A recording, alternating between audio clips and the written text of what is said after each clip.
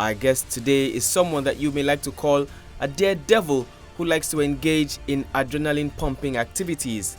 He has climbed Mount Kilimanjaro not once but twice and has ridden across several cities on the continent of Africa.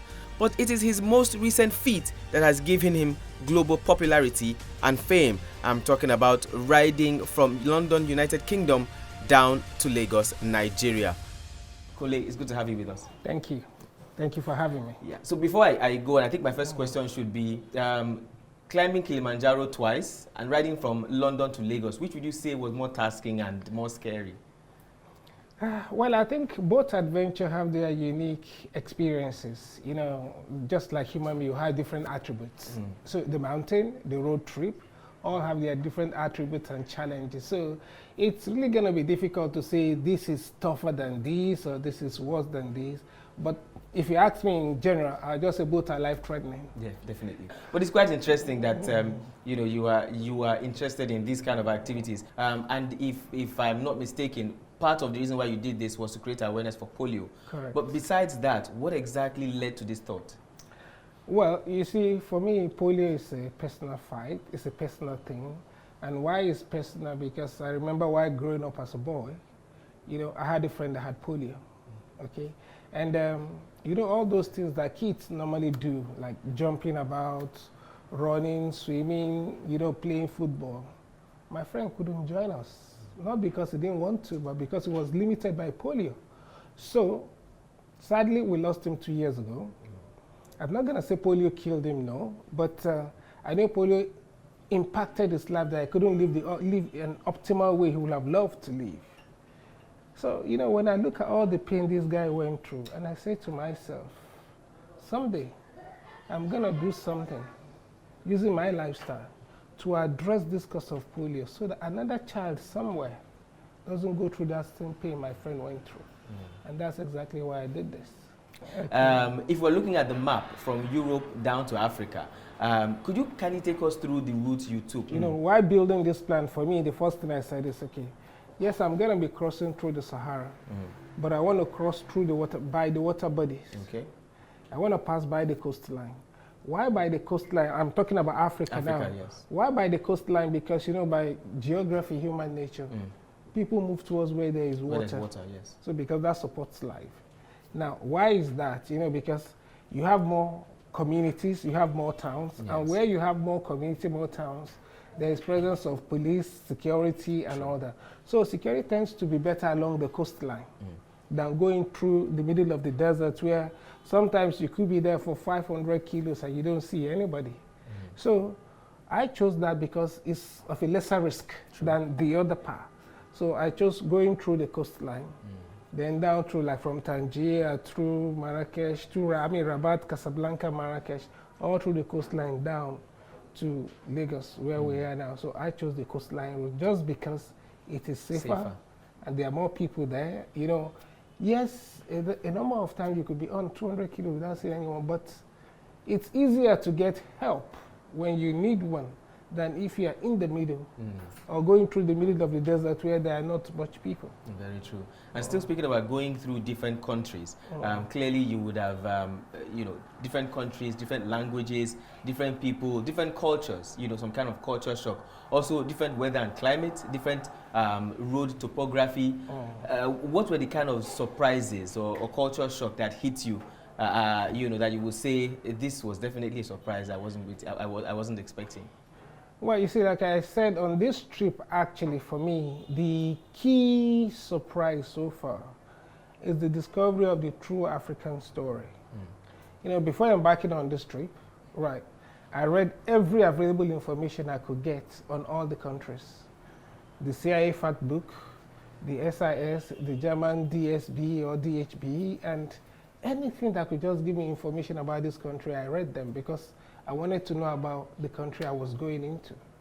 And I can tell you everything I read painted those countries as either red or amber. Red means no-go area. Things are difficult, it's dangerous, it's extremely this. You know, that's how those countries were painted. Then amber, exercise with great caution.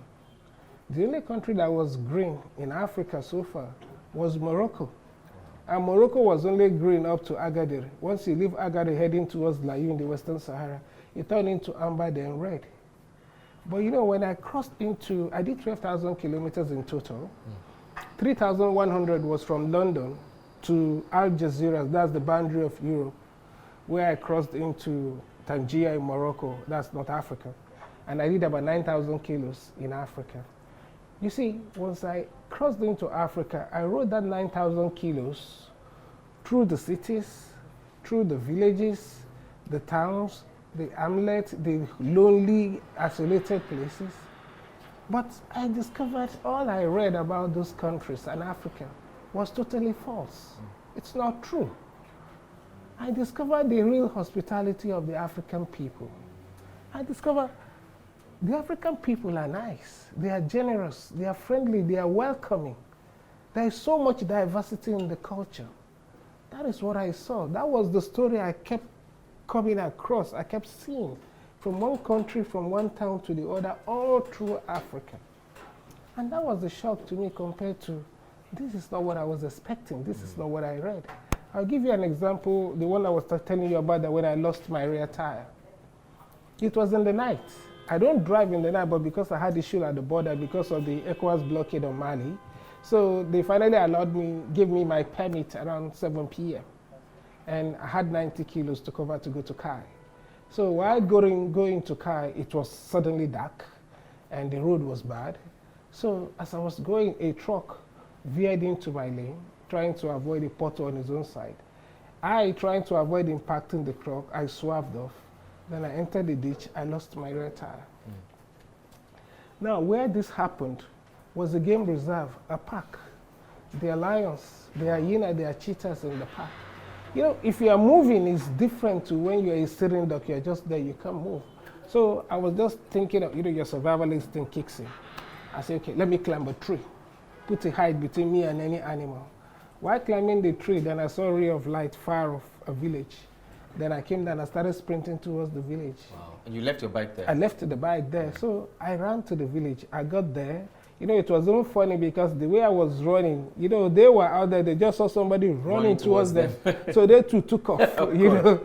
So when they now turned back, they saw it was only me. So they came back. You know, I was trying to, they saw the way I was dressed, my riding jacket and everything. I was trying to talk to them. I was panting heavily. And what shocked me was these are the people described in all the Western media as red zone. They kill people, they rob you, they'll do this, they'll do that, and all those negative things. These are the same people, the women there, who went to inside their house, brought out a stool for me to sit. I sat down on it. They brought water for me to drink. They brought another one for me to wash my face. They said, calm down. Don't talk here, just calm down. Wait until my breathing became normal. Then I explained everything that happened to them. The men, 4 of the men followed me. They took their cutlasses, their stick, clubs, and they followed me to where the bike was. I was asking them, why did they need this? They said, what if lion comes? How will they defend themselves? They recovered my bike for me, pushed it to their village, right? On the way, I got network signal. I called my interpreter who helped me with communication at the border. He came 3 hours later. So I was with these people in the dead of the night for close to 3.5 hours. If they are bad people, I wouldn't be here. So for me, that was a shock. All these things written about the African people is red, is bad, don't go there. It's totally wrong. If you look at the Western media, what do they use to describe us in Africa? What's the narrative they give us? Safari, jungle, animal. That's the only thing when they see Africa. But the true story, the people of Africa, the true story, our story, that is not being told because nobody is interested in experiencing it. And the funny thing is, if we Africans don't tell our story, don't experience it, who's going to tell it for us? Exactly. There's an African saying that until the lion begins to talk, the story will always support the hunter. Exactly. Definitely. And well, that's what we're trying to change here at New Central. We are Africa first and basically totally Pan-African. Changing the narrative is what our business is about. Yes, but still, I would like to ask, do you speak French or which other languages do you speak? Because definitely you must have come across language barrier.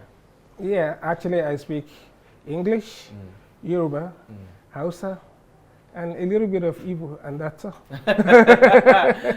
So how did you conquer language barrier across the various countries? Actually, this trip made me realize how important French was, or French is rather, because from Morocco, I'm talking about Africa now, from Morocco down to Benin Republic, with the exception of Ghana, everything was French.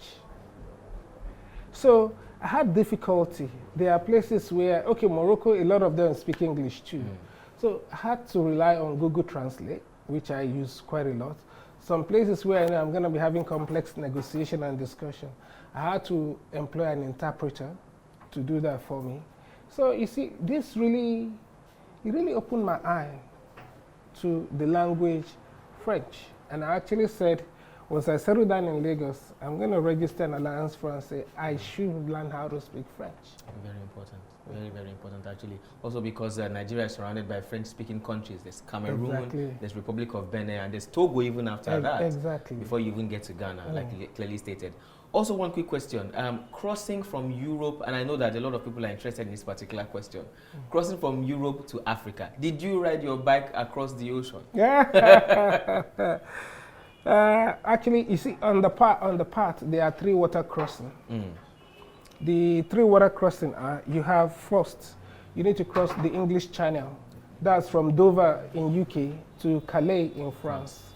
So that's a 1 hour 30 minutes water crossing. There are 2 ways. You can use the Eurotunnel, which is 35 minutes, or you can use the ferry, which is 1 hour 30 minutes. But I chose the ferry because I've been in the Eurotunnel severally. It's just a hole under the ground. You don't see anything. But if you're on the ferry, you can go to the observation desk, you can look around, see the, see the environment, see the water, see everything. So I chose the ferry. The second water crossing was between Mediterranean Sea. Yes. That's crossing from Al Jazeera through the Strait of Gibraltar into Tangier in Morocco. Yes. That's a 40-minute water crossing. So there are ferry, that's only ferry is what you have there. There's no tunnel. So you just go on the ferry. I remember that ferry was 82 pounds for I and the bike, 40 pounds for me, 42 pounds for the bike. Wow. The bike is more expensive than More expensive. Even the first one in London, crossing from Dover to Calais in France, it was 70 pounds, 30 for me, 40 for the bike. Wow. So the last water crossing was crossing from Rosso in Mauritania to Senegal. That's a very short one. It's a 5 minutes crossing. You actually be seeing Rosso the other side. And it's a badge. So that one was 40 euro. Just everything calculated in bulk, 40 euro. So those are the 3 water crossing along the way. Besides you and the bike, there was also a third party that became a sensation in history. And of course, that was Zainab. I would let you tell Zainab's story. How did Zainab come into this mix? Yeah, I met Zainab 6 months ago when I was still planning the trip. I didn't just want to rely on all the information I got on the internet. What you have on the net may be different from what it is on ground. There's a possibility that happens. Yes. So I needed people to give me real-time, on-the-ground information in all these countries. So I was looking for somebody to provide me that in the Francophone countries around. So a friend introduced me to Zainab that she will be able to help. And I just don't want anyone, but I want somebody connected that can get me valuable information. So I met Zainab, told her what I wanted to do. That's 6 months ago. She was able to link me up with people with good connection to get me, to advise me on what to do and what not to do. So, the to and fro talking and chatting and, meeting together, online meetings together with Zainab, I got to discover the kind of person she is. And she's a very nice lady, beautiful heart, very good soul, positive person. And let me summarize this by putting this question. If you're asking, do I really like Zainab? The answer is yes. If you're asking, do I want to be with Zainab? The answer is yes. If you're also asking, is Zainab available? The answer is no. Okay. So 2 yeses and 1 no, that nullifies everything. But that's fantastic. It was a beautiful, should I say, love story spin-off from the original ride. And if I didn't ask the question, I would not be forgiven. As we gradually wind down this interview, are there any life lessons you would say this particular trip has taught you? Yeah, for me, it's still discipline and resiliency. You know, because on this trip, you come to moments where everything will just, you know, like Murphy's Law, everything just going wrong. It will happen. It's normal. I can't expect to cover 12,000 kilometers and Murphy's Law won't happen. You know, everything that can go wrong will just keep going wrong. And you think something is against you. Nobody's against you. It's just life. But if you hold that discipline and that resilient spirit, Murphy's Law will pass. Then you will continue. Then you will achieve your goal. But if you drop the ball, then you will quit. And that's what will happen. So my message to everyone around is those trying moments, they will come. You cannot pray against them. It's not possible. It is life. They must come. But when they come, what do? You swim through them or you decide to sink. But I chose to swim, and I guess that's why I'm here. If I had sunk, I mean, you wouldn't probably know I exist. True. So it's the same lesson I give to everyone. Persevere, persevere, persevere. It has been 10 over 10. Thank you. And I clearly have enjoyed this. But before we go, before my last question, I would like to say and ask, upon your arrival in Lagos via Benin Republic, Seme border, there was a league of bikers waiting for you to arrive. It was almost like the Super Eagles winning the World Cup and landing at the Murtala International Airport. How did that make you feel? You know, I've never been a proud Nigerian. I've never been more proud as a Nigerian than I was that day. Because, you know, coming there, yes, everywhere I go in African countries, I get very, very good reception.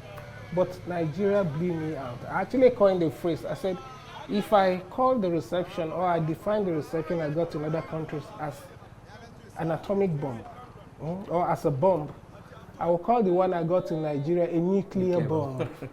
You know, because I got there and finally when I got to meet some of the bikers, I was told bikers rode all the way from Kaduna, Abuja, Kano, just to come and join the party to welcome me. That day, seeing the crowd, it's like the whole of Lagos or half of Lagos were there at the border.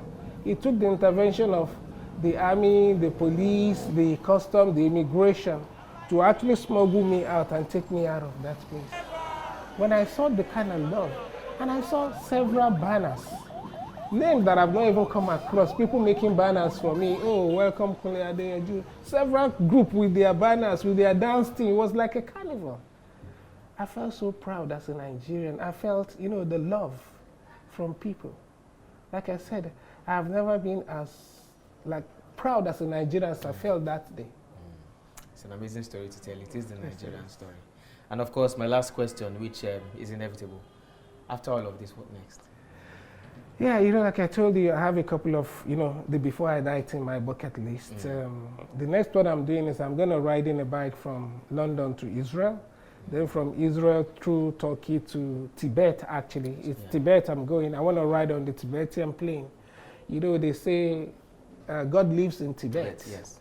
Because of the serenity, the peacefulness around it. I want to experience that. Actually, my destination is Everest Base Camp.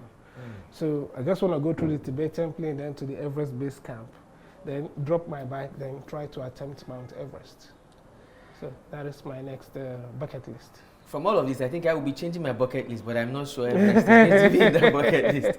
But thank you so much, Kunle Adeyanju. Thank you for joining us on this NC exclusive interview, and of course also for enlightening the rest of the world as to who and what Africa is and who and what Africans are.